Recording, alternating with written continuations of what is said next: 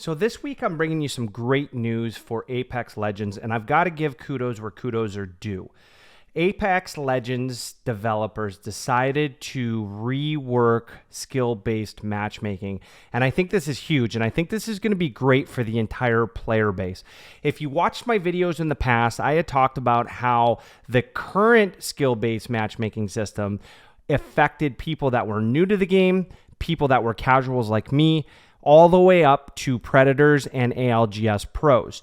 You saw in my video where I was playing arenas, I was a silver player, right, in arenas, and I got matched up with Tech, who was a Masters player and a current ALGS competitor. And although that game was a lot of fun because we steamrolled the other team, that's typically not what happens. And it's not fun for him because he's going to be carrying, and it's not fun for me because typically the opponents that I'm going to play are going to be higher level skill than I am as well. First things first, let's talk about the current system a little bit. And you can find all of this information on EA.com /games/Apex Legends, but we'll go through it. So the first thing that they talk about is Apex Legends matchmaking update.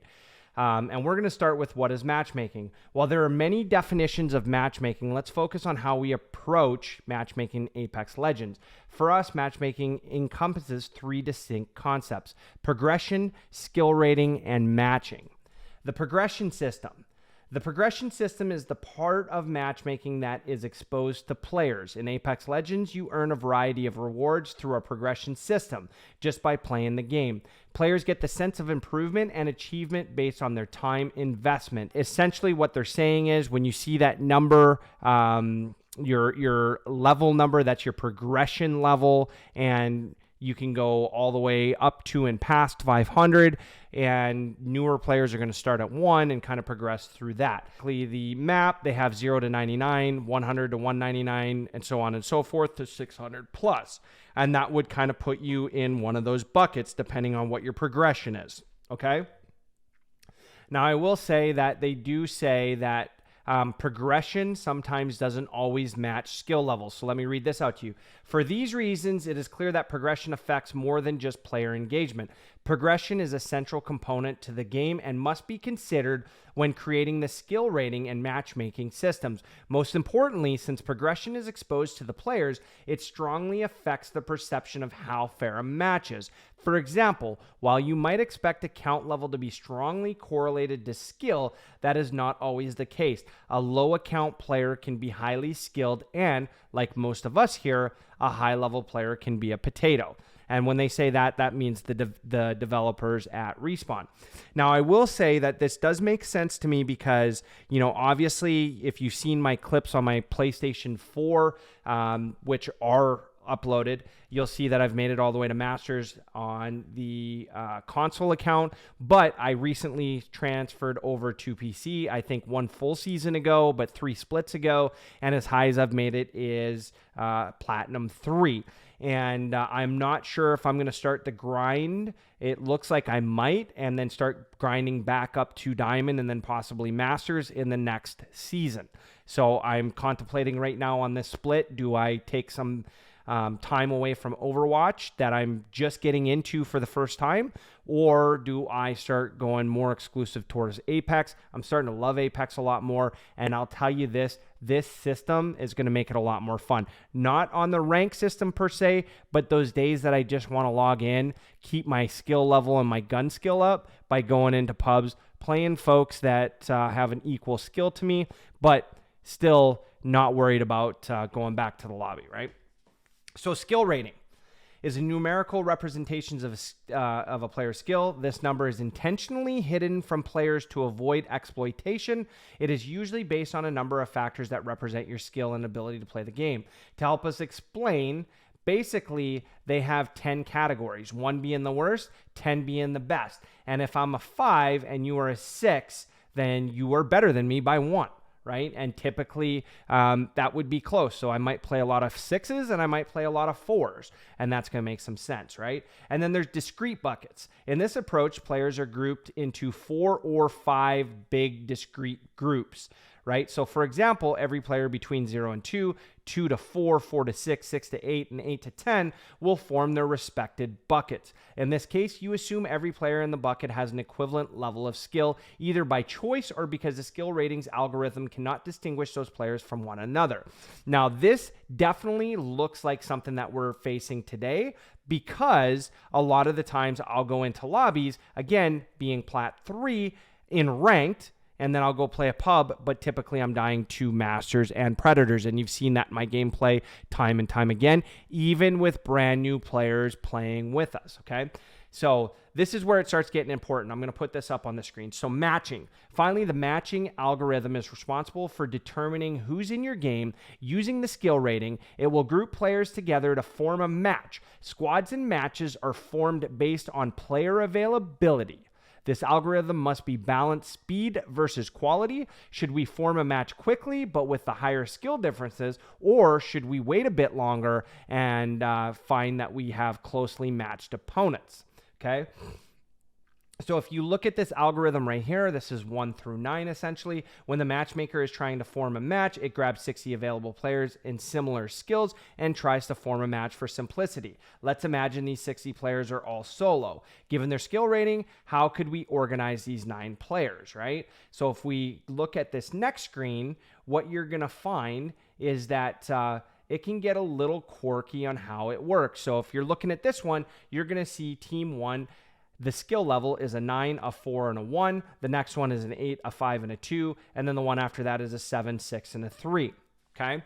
So we can form teams with similarly skilled players in a fully competitive environment like ranked. We have value having teammates of equal skill, right? And a lower burden of carry over a perfectly fair match. Note, while we are effectively stacking teams here, the set of players we are picking from is limited. We only pick from the players that made it into the match and therefore similarly skilled because of the inherent randomness and chaos of Battle Royale. We think this is the right trade-off. So, that being said, right, the way that it should work, 9 would be a Predator, 1 would be new to the game. So if you're going in solo, you would have a Predator on your team and essentially maybe a gold player. The next player over would be like a Master, maybe a Diamond player, so on and so forth. And then where the third team would be a Diamond, a Platinum, and then with maybe a Silver player, right? Now, I would argue right now that it's great that you would have a Predator on your team, and the Predator is definitely going to have that skill level, but that skill level from a day 1 player to somebody that's a Pred might not have enough skill level to kill a Diamond and a Platinum, or maybe a Masters and a Diamond, because they may have a skill a little bit higher than a Masters player, of course, but it's hard to take a 2v3 or a 2v1, right? And if the team somewhat knows what they're doing, yes, they might get one clipped. It's higher and not as likely to happen, but that's basically what they're looking at. Okay. The other thing that they were talking about here, and I think this makes a big difference, is that they're going to have more buckets. And I think this is what we needed, right? You have more buckets and it's going to show like current progress. What does it look like? And where do you fall within that current progress, right? So basically, if you're looking when the advantage is less than 0, left of the 0 plot, this means that the squad is of lower skill than its opponent. And naturally, we see their win rate below 50%. So if you're looking at the thing on your screen, you'll see that if you're above the red line, then you're going to win a lot more than when you're below the red line. And this makes sense as well. And I think that with adding the buckets in there and having more buckets, that is going to be huge for us to see what the difference is going to look like from a skill-based matchmaking, right? Now, there's a couple other things that they hit that I didn't put up on the screen, but this is a big one. Do we try to give good players bad teammates? No, we do not intentionally give good players bad teammates. The easiest way for players to control the skill of your teammates is to choose them beforehand, which many high skill players do. That being said, there are 3 reasons why a high skill solo player may feel this in the situation. There's always a range of skills in your match. If you are one of the stronger players in particular, you are indeed more likely to be paired up with players that are weaker than you. That's because we still have you pair with other players to form a squad, and those players are just likely to be weaker than you. However, the skill gap should still not be large because we limit the range of skills in each match. Now, for all you solo players out there that are soloing to ranked or ranked soloing, you tell me what you think, because what I've experienced, especially since I grinded solo to diamond every season up to season 15, keep in mind this was on console, I would say 7 out of 10 times the skill level was lower than me that would end up on the team, or I would have people that would want to drop hot and end up running in and dying right away. Now, I don't know what that means from a skill level standpoint, but it is something that happened, and they actually address that in here. So where it might not be as smart to do that.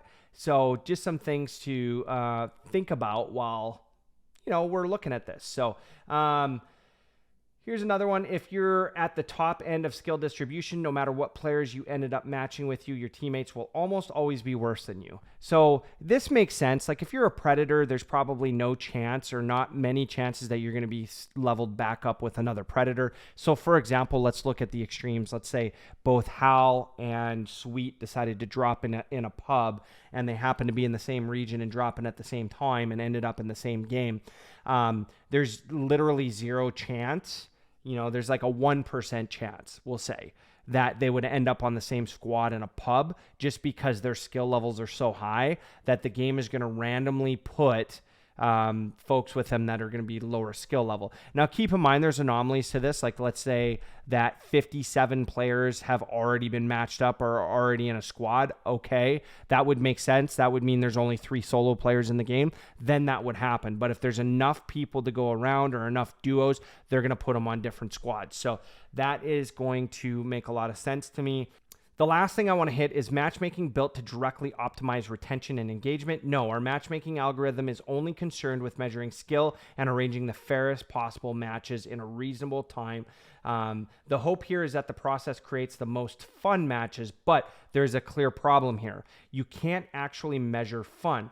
This is where retention comes in. Retention measures the fraction of players coming back to play the game day after day or week after week. That's why retention is most important to us. Players are more likely to stick around if they're having fun. So if we see that a particular matchmaking algorithm is increasing the retention across the board, then we know that we've likely improved matchmaking for everyone. With that said, we never build an algorithm that is directly optimizing for retention, and definitely not engagement convincing you to play an extra hour or day when you would normally do other things isn't good for us or you. As a side note, this is why matchmaking changes take so long to materialize. It takes at least a month for us to prove that the impact was beneficial, and sometimes we end up having to go back to the drawing board. So I just want to hit this right here, and this is where I give kudos to Apex Legends. If you look at what was happening after season 13, there was a lot of things that happened to ranked, right? Which made a lot of us not want to play ranked. So we go into pubs, and then pubs become a sweaty, or what I called Super Sweat Saturday, which was a term that was coined from my boy Jaeger, aka Milk. And it's not a lot of fun to play pubs. So then I started searching for other games. Now, obviously, timing was bad because Overwatch had just dropped. I'd never played Overwatch 1, and my friends had made Grandmaster in Overwatch 1 and liked playing the game. So I was like, hey, let's get into this. And what better teammates to jump into it with than folks that are really good at the game and can kind of shield you and protect you from some of that toxicity. It was great, and I appreciate them for that. The other game that came out was Warzone 2, and I had a lot of fun in that game as well. So, the timing of that didn't work out very good for Apex. Now, I'll also say that I love Apex, and if you've seen my videos in the past, I do say that Apex is the best first-person shooter of 2022, and I think that unless something drastic changes, I think it's going to continue to be in 2023. Now, Apex has done a lot of things to bring limited time modes back in a little bit more often. Obviously, Winter Express was coming, but we see Control back in there, and I love playing that game. And so with Apex making these changes and developers listening, this is very promising for me. And I would imagine that next season will probably be the season that I start grinding. But I think that I'm going to go for Diamond this season, at least to get back into it. Because since I haven't played consistently since season 14, I've noticed that my movement's fallen off, my aim has fallen off, my positioning has fallen off. I'm still playing the same level of players, but obviously my KDs went down, all of this stuff. And a lot of people say, well, because you transitioned over to PC. Yeah, absolutely, that makes a difference as well, but it's like golf. If you're not playing every day, you're not keeping your skill level. So that being said, it's a lot of information to unpack. Definitely big kudos to Apex. And I hope for some of you Apex players that once you see in action some of the matchmaking changes, it's going to bring that passion back for you and you're going to get into that arena. So that being said, if you see me in the arenas, if we're playing ranked, turn that microphone on. Let's focus for the dub. I'm your boy Soul Betty, and I'm over and out.